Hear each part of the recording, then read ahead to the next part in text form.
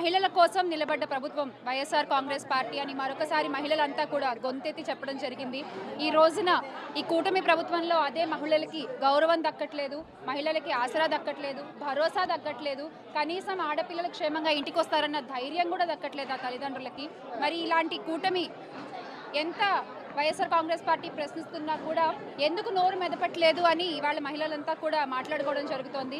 ఖచ్చితంగా రాబోయే ఎన్నికలలో మహిళలకి అండగా నిలబడిన, మహిళలకి తన పార్టీలో 51% పైగా ప్రతి ఒక్క పదవిలో కార్పొరేటర్ స్థాయి నుంచి హోమ్ మినిస్టర్, డిప్యూటీ సీఎంల వరకు పెద్ద పెద్ద స్థానాల్లో కూర్చోబెట్టిన జగన్మోహన్ రెడ్డి గారికి, అలాగే నవరత్నాల్లో 90% మహిళలనే లబ్ధిదారులుగా చేసిన జగన్మోహన్ రెడ్డి గారినే మళ్ళీ ముఖ్యమంత్రిగా ఎంచుకోవాలని ఇవాళ మహిళలందరూ కూడా ఒక ప్రమాణం చేయడం జరిగింది.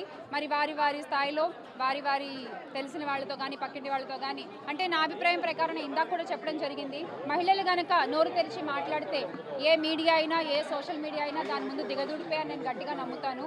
సో మరి ఈ సందర్భంగా మహిళలంతా కూడా జగన్ గారు చేసిన మంచిని మరొకసారి ప్రజలకు గుర్తు చేసే ప్రయత్నం చేయబోతున్నారు. ఖచ్చితంగా మరొకసారి జగన్మోహన్ రెడ్డి గారిని ముఖ్యమంత్రిగా చేసుకుంటామని మహిళలందరూ కూడా భావిస్తున్నారు. అలాగే ప్రతి అడుగులోనూ మహిళలకి తోడుగా ఉన్న మగవారికి కూడా ఈ సందర్భంగా ప్రత్యేక ధన్యవాదాలు తెలియజేసుకుంటున్నారు.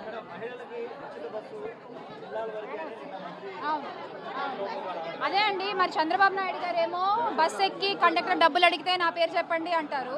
మరి నిన్న ఆయన పార్టీకి సంబంధించిన ఆవిడేమో సభలో ఆవిడే మాట్లాడి జిల్లాల వరకే అంటున్నారు.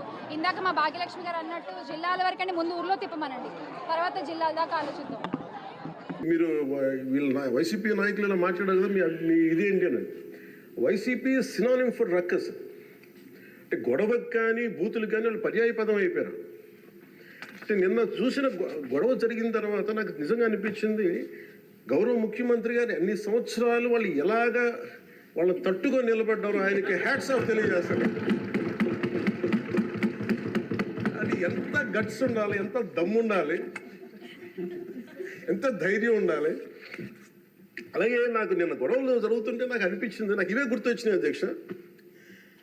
వాళ్ళు ఎప్పుడైతే పేపర్లు విసిరేసి అక్కడ దాకా వచ్చారో నాకు గుర్తొచ్చింది వివేకానంద రెడ్డి గారి హత్య గుర్తొచ్చింది. అంటే వాళ్ళ విధ్వంస విధానం చూశాను. అలాగే ప్రజావేదికని కూల్చిన విధానాన్ని గుర్తొచ్చింది అధ్యక్ష. 200 పైచిలకు ఆలయాలని విధ్వంసం గుర్తొచ్చింది అధ్యక్ష. డాక్టర్ సుధాకర్ గారు చనిపోయిన విధానం గుర్తొచ్చింది అధ్యక్ష. జంగారెడ్డి కల్తీ సారాలో చనిపోయిన చావులు గుర్తొచ్చినాయి అధ్యక్ష. సుప్రీంకోర్టు జడ్జిలతో లెటర్ రాసిన విధానం గుర్తొచ్చింది అధ్యక్ష. వాళ్ళు చేసిన గొడవకి మన హైకోర్టు, ఆంధ్రప్రదేశ్ హైకోర్టు జడ్జెస్ని సోషల్ మీడియాలో బూతులు తిట్టిన విధానం గుర్తొచ్చింది అధ్యక్ష. సోషల్ మీడియా అబ్యూస్ గుర్తొచ్చింది అధ్యక్ష.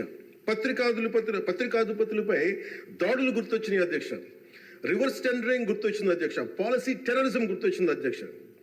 స్వయాన మీ మీద జరిగిన టార్చరు, దాడులు, ఇబ్బంది పెట్టిన విధానం గుర్తొచ్చింది అధ్యక్ష.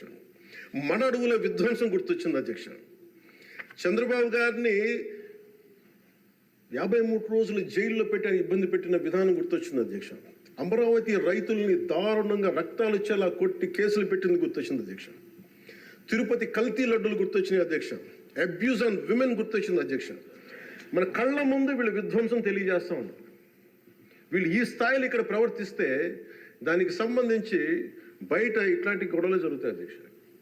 ఇది మారాలి అని చెప్పి మనం మాట్లాడితే ప్రజలు మనకి ఈ రోజున ఇంత అత్యధిక బలంతో మనల్ని ఇక్కడ నుంచోబెట్టారు అధ్యక్ష, ఇక్కడ కూర్చోబెట్టారు మనందరూ. దీనికి గౌరవ ముఖ్యమంత్రి గారు ప్రదేశాలు చెప్తా ఉంటారు. అలాగే ఇది మినిమం గవర్నమెంట్, ఇది మన నరేంద్ర మోదీ గారు చెప్తారు, గౌరవ ప్రధానమంత్రి, minimum government and maximum governance అని. దాంట్లో భాగంగానే చాలా గ్రేట్ అడ్మినిస్ట్రేటివ్ రిఫార్మ్స్ పట్టుకొచ్చారు.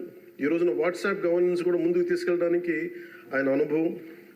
అంటే మేము ఈ ప్రభుత్వం చేస్తున్నది అధ్యక్ష, ఎక్కడా కూడా ప్రభుత్వం ప్రజలకి సామరస్యపూర్వకంగా ఉండాలి, ఎక్కువ సానుకూలంగా ఉండాలి, ఎక్కువ బాధ్యతలు పెట్టాలి, ఎక్కువ బరువు పెట్టకూడదు అనే విధంగా గౌరవ ముఖ్యమంత్రి గారి ఆధ్వర్యంలో నడుస్తూ ఉంది ప్రభుత్వం. మేమందరం ఆయనకి సహాయ సహకారాలు అందిస్తా ఉన్నాం అధ్యక్ష. Governor his excellency Abdul Nazeer గారికి రాష్ట్ర ప్రభుత్వ అధిపతిగా గవర్నర్ హోదాలో శాసనసభను ఉద్దేశించి రాష్ట్ర అభివృద్ధి భవిష్యత్ నమూనాను దిశానిర్దేశం చేసినందుకు వారికి నా హృదయపూర్వక కృతజ్ఞతలు. అలాంటి ఉన్నతమైన వ్యక్తి ఇస్తున్న సందేశాన్ని చూసి వైసీపీ వాళ్ళు బాయ్కాట్ చేయడం చాలా దురదృష్టకరం. ఇలాంటి ఆయన చూస్తా ఉన్నాను అధ్యక్ష, ఇట్లాంటి ఇబ్బంది పెట్టే సమయంలో కూడా ఆయనకు ఆరోగ్యం కూడా సరిగ్గా లేదు, జ్వరం వచ్చిన సమయంలో కూడా ఆయన ఎంత ఇబ్బంది పెడుతుంటే ఆయన చాలా సక్సెస్ఫుల్గా ఆయనకి ఇచ్చినందుకు మనస్ఫూర్తిగా వారికి నా ధన్యవాదాలు, నా కృతజ్ఞతలు తెలియజేస్తాను.